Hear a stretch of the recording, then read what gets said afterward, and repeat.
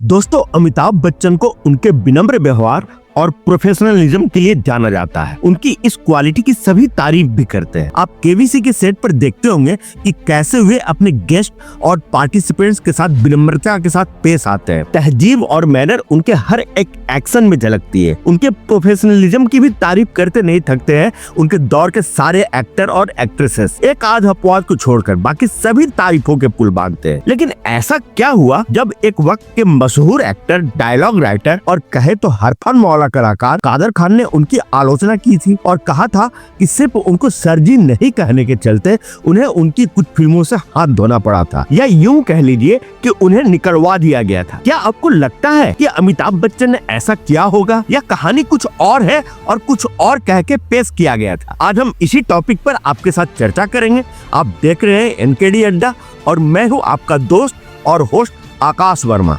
Video में आगे बढ़ने से पहले आप सभी से गुजारिश है कि आप इस वीडियो को लाइक और चैनल को सब्सक्राइब जरूर कर लें। हम आपके लिए ऐसे ही मनोरंजन और जानकारियों से भरपूर वीडियो बनाते ही रहते हैं। तो चलिए दोस्तों, वीडियो में अब आगे बढ़ते हैं। दोस्तों, दुनिया उगते सूरज को सलाम करती है, मगर वही सूरज जब शाम को ढल जाता है तो कोई भी शख्स उस सूरज को प्रणाम नहीं करता। बॉलीवुड इंडस्ट्री भी कुछ इस तरह की ही है, जहाँ सिर्फ कामयाब शख्स की ही पूछ होती है और उसकी कदर की जाती है। आज हम आपको इसी से जुड़ा एक ऐसा किस्सा बताने जा रहे हैं जिसमें सदी के महानायक अमिताभ बच्चन का एक अहम किरदार रहा है। हम बात कर रहे हैं दिवंगत लेखक और अभिनेता कादर खान की, जिन्होंने एक समय में न सिर्फ कई सुपरहिट फिल्मों के लिए डायलॉग्स लिखे, बल्कि कई सुपरहिट फिल्मों में अपने अभिनय से लोगों का दिल भी जीता। 31 दिसंबर 2018 के दिन इस दुनिया को अलविदा कह चुके कादर खान आज भले ही हमारे बीच नहीं है, मगर बॉलीवुड को दिए उनके योगदान को सदियों तक भुलाया नहीं जा सकता है। कादर खान उन चंद हुनरमंदों में शुमार होते हैं जो बहुमुखी प्रतिभा के धनी होते हैं। अपने 5 दशकों से ज्यादा लंबे करियर में कादर खान ने तकरीबन हर तरह के किरदार को पर्दे में पेश किया है। विलेन बने, कॉमेडी की और कैरेक्टर आर्टिस्ट का भी रोल निभाए, मगर उनकी सबसे अधिक चर्चा उनके खास तरह के संवादों के लिए होती है, जिनमें वक्त और दौर की जरूरत के साथ जिंदगी का एक फलसफा भी छिपा रहता था। भूख, गरीबी और भ्रष्टाचार पर एक टिप्पणी होती है। उन्होंने अपने अभिनय करियर की शुरुआत राजेश खन्ना की फिल्म दाग से की थी। फिर राजेश खन्ना ने ही उनको अपनी फिल्म रोटी से डायलॉग लिखने का मौका दिया था। उसके बाद वे साल दर साल काम करते रहे और कामयाबी की सीढ़ियों पर चढ़ते रहे। लेकिन उनके जीवन में एक दौर ऐसा भी आया जब उन्हें कुछ काम नहीं दे रहा था, और इतना ही नहीं, जो काम उनके पास पहले से था उसे भी छीन लिया गया। इसकी वजह कोई और नहीं बल्कि सदी के महानायक अमिताभ बच्चन थे। वैसे तो अमिताभ बच्चन और कादर खान ने एक साथ कई फिल्मों के लिए काम किया है, और अमिताभ बच्चन को सदी का महानायक बनाने में कादर खान का भी बहुत बड़ा योगदान रहा है। अमिताभ के बाद कादर खान ही एक ऐसे शख्स थे जिन्होंने मनमोहन देसाई और प्रकाश मेहरा, इन दोनों के साथ काम किया था। कादर खान ने कूली,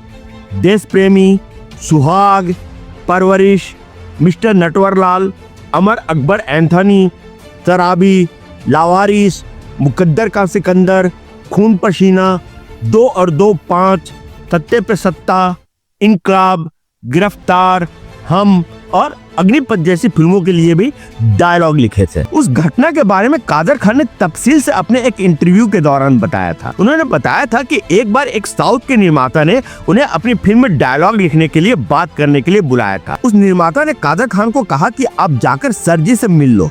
इस पर कादर खान के पूछे जाने पर कि ये सरजी कौन है, तो उस निर्माता ने अमिताभ बच्चन की ओर इशारा करते हुए कहा कि क्या आप सरजी को नहीं जानते? अरे अमिताभ बच्चन। कादर खान ने ये सुनते ही उस निर्माता से पूछ लिया कि सरजी कब से हो गए। फिल्म इंडस्ट्री के सभी लोगों ने तब तक अमिताभ बच्चन को सरजी कहकर बुलाना शुरू कर दिया था। फिर कादर खान ने साफ कह दिया कि मैं अमिताभ को अमित कहकर ही बुलाता हूँ, और दोस्तों को, घर वालों को कभी भी इस तरह से संबोधित नहीं किया जाता है। कादर खान के मुताबिक अमिताभ बच्चन को सरजी कहने से इनकार कर देना और अपने लिए मुसीबतों को बुलावा भेज देना एक जैसा हो गया। उस दौरान कादर खान अमिताभ की ही एक फिल्म गंगा जमुना सरस्वती के लिए संवाद लिख रहे थे, जो कि आधी लिखने के बावजूद उन्हें छोड़नी पड़ी। अमिताभ की ही फिल्म खुदा गवाह से उन्हें निकाल दिया गया। और भी ऐसी कई सारी फिल्में थी जो कादर खान कर रहे थे। उन सब निर्माताओं ने उनसे ये सारे काम छीन लिए। कादर खान ने अमिताभ बच्चन को सरजी कहने से इनकार कर दिया क्योंकि उनको लगता था कि दोस्ती यारी में सरजी कहना सही नहीं है। मगर यकीनन कादर खान ने ये कभी नहीं सोचा होगा कि जिस शख्स को वो अपना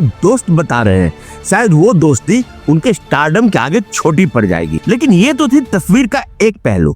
अब जरा तस्वीर के दूसरे पहलू की भी चर्चा कर ले। जैसे कि अंग्रेजी में एक कहावत है, कर्मा इज ए बिच। कहने का मतलब यह है कि आप जिससे जैसा सलूक करेंगे वैसा ही आपके साथ सलूक होगा। जनाब कादर खान साहब का एक वक्त जब सितारा बुलंदी पर था, तब दिलीप कुमार उनको बतौर डायलॉग राइटर फिल्मों में ले आए थे। उन दिनों फिल्मों के लेखकों, गीतकारों और डायलॉग राइटरों को बहुत तवज्जो दी जाती थी। कुछ तो वास्तव में बड़े और स्तरीय लेखक थे, जैसे डॉक्टर राही मासूम रजा, इंदर राज आनंद, सचिन भौमिक, सलीम जावेद।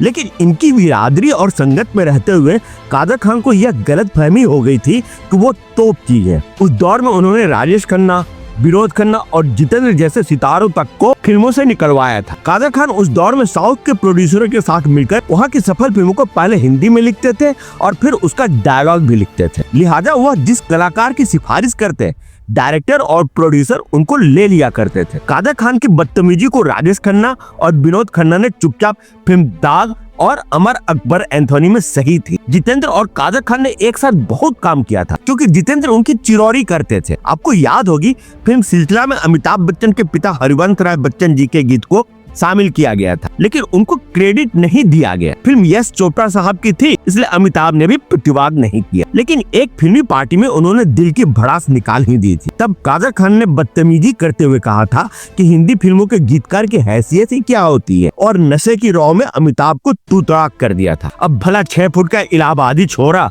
अपने पिताजी के बारे में उल्टा सुझाव सुनकर कैसे चुप रह जाता। लोग कहते हैं कि तब अमिताभ ने कादर खान को लब पर रसीद कर दी और फिर उसके बाद अपनी फिल्मों में काम कर रहे कादर खान के सारे रोल अमरीश पुरी, डैनी और अमजद खान में बंटवा दिए।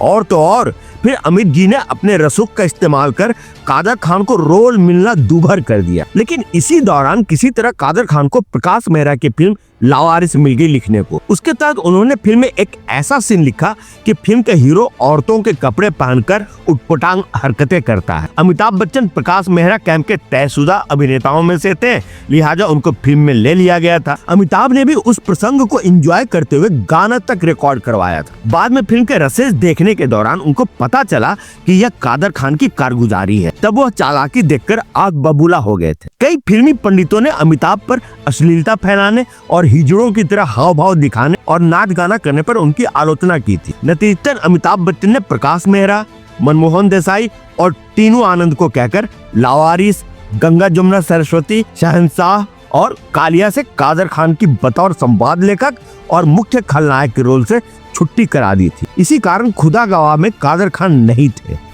गंगा जमुना सरस्वती आधी लिखकर छोड़ दी थी और भी कुछ फिल्मों से उनको रुखसत लेनी पड़ी थी। करीब 4-5 साल कादर खान दक्षिण भारतीय फिल्मों का रीमेक लिखकर पेट पालते रहे और इसकी फांस गहरे तक फंसी रही उनमें, जब तक कि डेविड धवन, इंद्र कुमार, गोविंदा और सलमान खान जैसे कलाकारों का इंडस्ट्री में उदय नहीं हो गया था। तब तक कादर खान हाशिए पर पड़े रहे। अमिताभ और कादर खान ने और एक फिल्म हम में काम किया था, जिसे बनने में करीब 4.5 वर्ष लग गए थे। हालांकि फिल्म हिट रही और फिर इसके बाद बड़े मियाँ छोटे मियाँ और सूर्यवंशम में भी दोनों ने साथ काम किया था। लेकिन तब तक अमिताभ का डाउनफॉल शुरू हो गया था। सन 85 से लेकर सन 2000 तक इन 15 वर्षों में जब अमिताभ का सितारा धीरे धीरे डूब रहा था और इसी दौरान कादर खान ने भर भर कर फिल्में की थी। 2004 में आई मुझसे शादी करोगी संभवतः उनकी आखिरी सफल और बड़ी हिट फिल्म थी। इसके बाद वो फिल्मों में आते रहे, लेकिन पहले जैसी सफलता उनको नहीं मिली। इस विवाद के एक पहलू ये भी हो सकता है, जब सेट पर सब लोग अमिताभ को जी लगाकर या सर कहकर बुलाते थे, तो कादर खान का सबके सामने अमिताभ को सिर्फ अमित कहना अच्छा नहीं लगता हो, क्योंकि अमिताभ तब तक एक स्टेचर पा चुके थे। इंडस्ट्री में उनकी तूती बोलती थी, इसलिए अमिताभ ने किसी तीसरे व्यक्ति द्वारा कादर खान को कहलवाया हो कि वो बच्चन के लिए अपने संबोधन में जी का उपयोग करे या सर कहकर बुलाए। लेकिन अभिनेता की तरह ही लेखक का भी एक स्वभाव होता है, एक गरिमा होती है।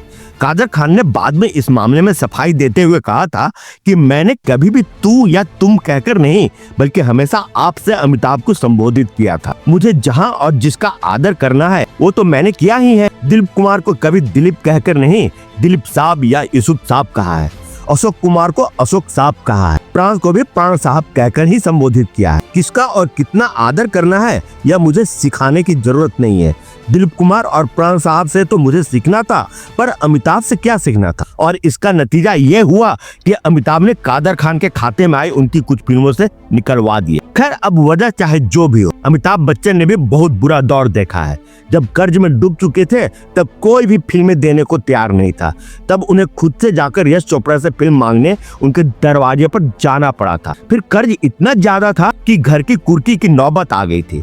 तब धीरू भाई अंबानी ने उनको मदद की ऑफर की थी, लेकिन उन्होंने गैरतवश वो मदद लेने से इनकार कर दिया था। हारकर उन्हें टीवी पर काम करना पड़ा।